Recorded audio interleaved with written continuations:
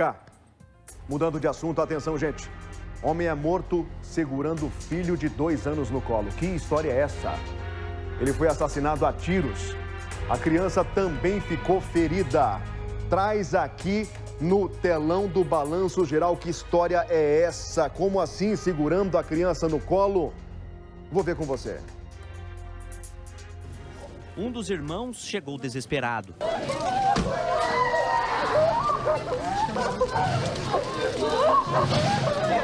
Jonathan de Paula, conhecido na região como Polaco, de 25 anos, foi seguido até em casa na Vila Guaíra, em Curitiba, e foi executado a tiros. O rapaz tem várias passagens pela polícia e a suspeita é de que o crime tenha sido cometido por alguma desavença com o assassino dele. O detalhe é que Jonathan foi morto segurando o filho de apenas 2 anos no colo. O crime aconteceu na tarde desta sexta-feira aqui na Vila Guaíra, em Curitiba. Segundo informações dos próprios familiares, o Jonathan saiu de casa no meio da tarde para levar o filho pequeno, de 2 anos e 5 meses, para cortar o cabelo. Quando ele estava saindo do salão, ele percebeu que algumas pessoas estavam seguindo ele em um carro. Ele acelerou o passo e voltou para casa. Só que no momento que ele entrou, deixou o portão aberto. Quando voltou com o filho no colo para fechar o portão, um outro homem invadiu a residência e atirou pelo menos 5 vezes nele. A esposa do Jonathan e mãe da criança ferida estava na casa quando tudo aconteceu. Ele pegou e gritou pra mim que eu achei que era bombinha, né? A hora que eu saí na porta foi que daí tinha um rapaz, estava de moletom cinza, de blusa e calça de moletom, com máscara hospitalar, assim, que só dava pra ver o olho, e foi que eu vi foi um Corsa Classic, prata. Daí eu tentei puxar, ele catou, jogou ele em cima do meu filho e começou a alvejar ele de tiro. Só isso que eu vi, daí já saiu correndo no carro. Fiquei desnorteada, não vi mais nada.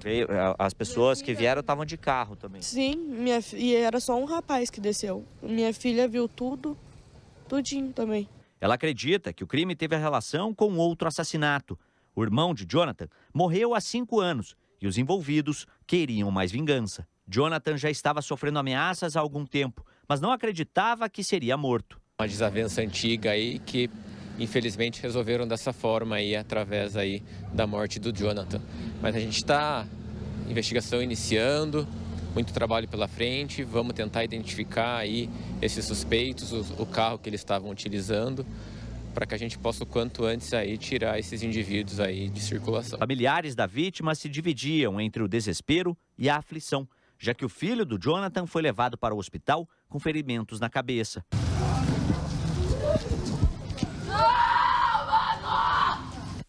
E como que está o seu filho que foi para o hospital? Você tem alguma informação sobre ele? Ele está estável agora, foi provavelmente o estilhaço que pegou, só de raspão.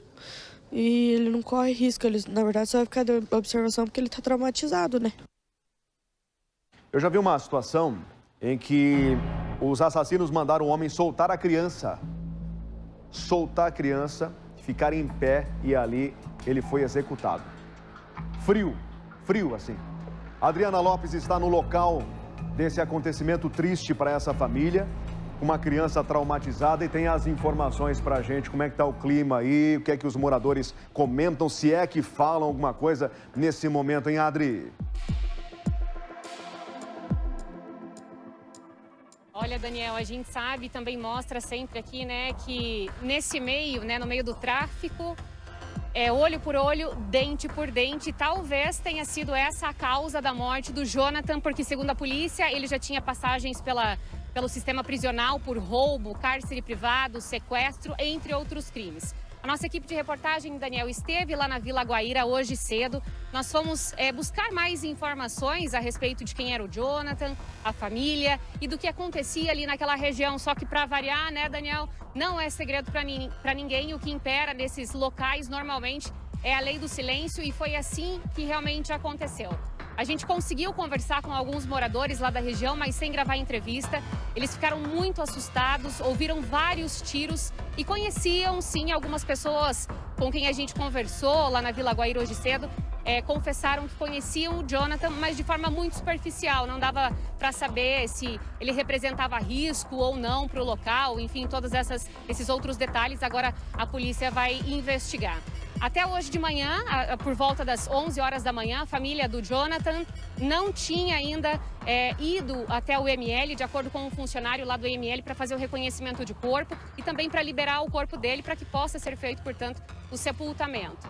Nós conversamos com uma pessoa muito próxima da família do Jonathan, que deu detalhes a respeito dessa situação e também vai atualizar para a gente, Daniel, o quadro de saúde do Jonathan Júnior, que é o filho desse rapaz que acabou sendo morto, né, do Jonathan. Então a gente vai ouvir agora o que disse essa pessoa que é bem próxima da família. Vamos acompanhar. Com muito medo, sabe? Eu temo muito pela vida da minha filha, do meu neto. A família continua muito assustada. Sim, a gente tá com muito medo, então é melhor não falar nada, porque eu tenho muito medo.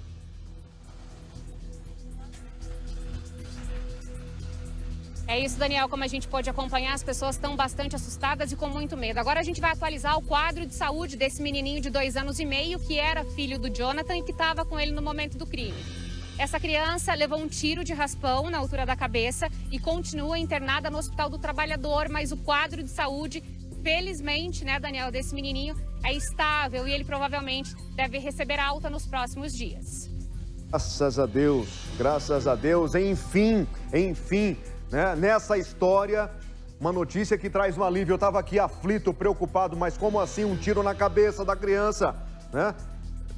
Enfim, nós tivemos um ferimento intracraniano ou não, mas agora a notícia que traz o alívio para nós aqui do estúdio, para o público do Balanço Geral. Agora, só para a gente fechar, Adri, rapidinho, qual é a motivação do crime? Já tem alguma suspeita nesse instante ou não, Adri?